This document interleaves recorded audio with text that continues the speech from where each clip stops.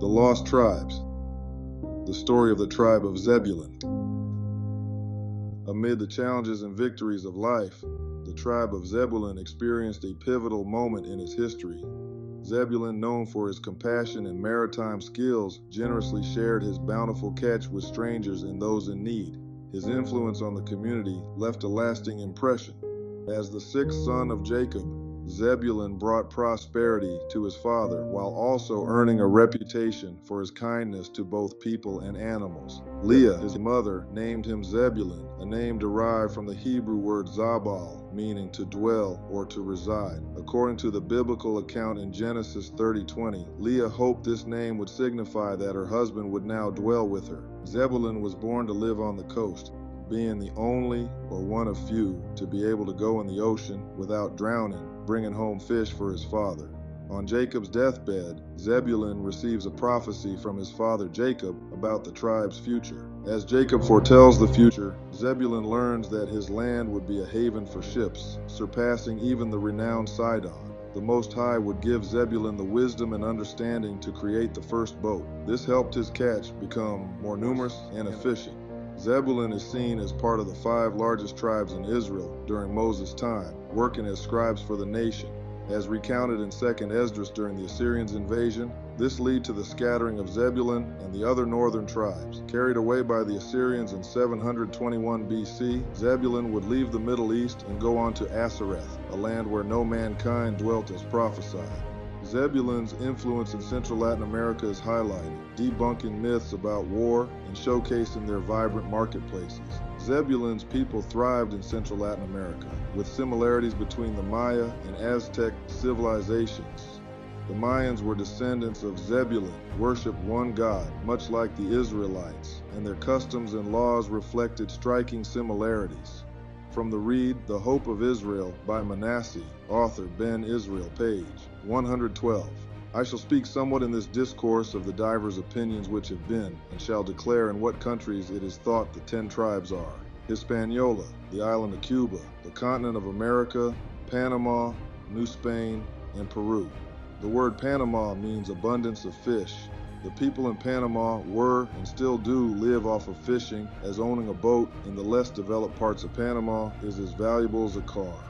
When referencing Deuteronomy 33:19, one sees the Mayan or tribe of Zebulun's people extended from southeast Mexico all the way down through parts of the northernmost parts of South America. The conquistadors, led by Hernán Cortés, destroyed Mayan cities to erase their former glory and heritage. Despite trials and tribulations, the legacy of Zebulun endures, and the descendants endure, awaiting the day they regain their place as royalty in Israel. A myth that has been perpetuated through history is that the Mayan civilization died off, and that prior temples, houses, and cities wasted away with time. History shows the destruction of the cities by Hernán Cortés in order to cause the people to forget their heritage and former glory.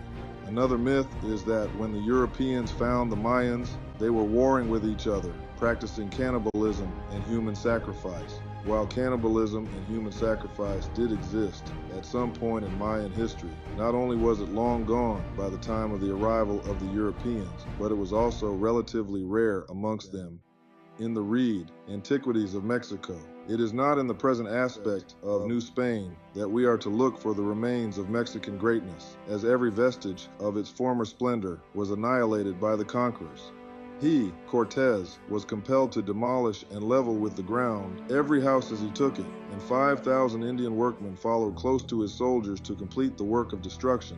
The foundations of the present city are raised and stand on the ruins of the old. The confusion surrounding the people's division in Central Latin America is simple.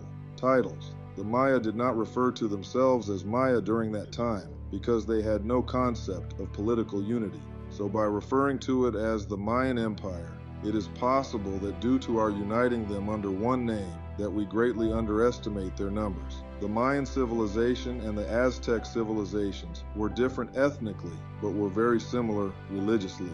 When we examine southeast Mexico all the way down to the northern part of Colombia, we find similarities with similar backgrounds only becoming more primitive the further south. Civil wars between city-states and tribes were also extremely rare, as there were laws that governed conflicts. Although Zebulun forgot their heritage, they remained very much in touch with many of their customs and laws kept in Israel. Unfortunately, they also brought some of the wickedness they learned under Jeroboam with them. The first human sacrifice by Issachar and Zebulun was used in efforts to free themselves from slavery under a more powerful nation already present. These people had no temples, idols, but only altars where they offered anything but flesh. The Mayans believed in one God, but they acknowledged the gods or spirits behind different aspects of life, much like the Native Americans. The History of the American Indians by James Adair. He says, the Indian natives from Florida to Panama had little religion or policy, and yet he affirms a few pages after that they believed in one true, immortal, and invisible God reigning in heaven, called Yokabunagnya Maura Kodi. This plays a huge role in many of the Mayan and Aztec customs and civil moral laws governing their people. Many of these coincide perfectly with a lot of Israelite laws. Zebulun's prophetic journey is a remarkable tale of resilience, maritime strength, and cultural influence. Beginning as a compassionate leader and skilled seafarer in Canaan, Zebulun's tribe grew to prominence, known for their wisdom and role as scribes. Jacob's prophecy foretold Zebulun's future as a tribe that would thrive near the sea, fulfilling its destiny through innovation and trade. Despite being scattered during the Assyrian conquest, Zebulun's descendants found new life in Central Latin America, specifically Panama, and this was particularly among the Maya and Aztec civilizations.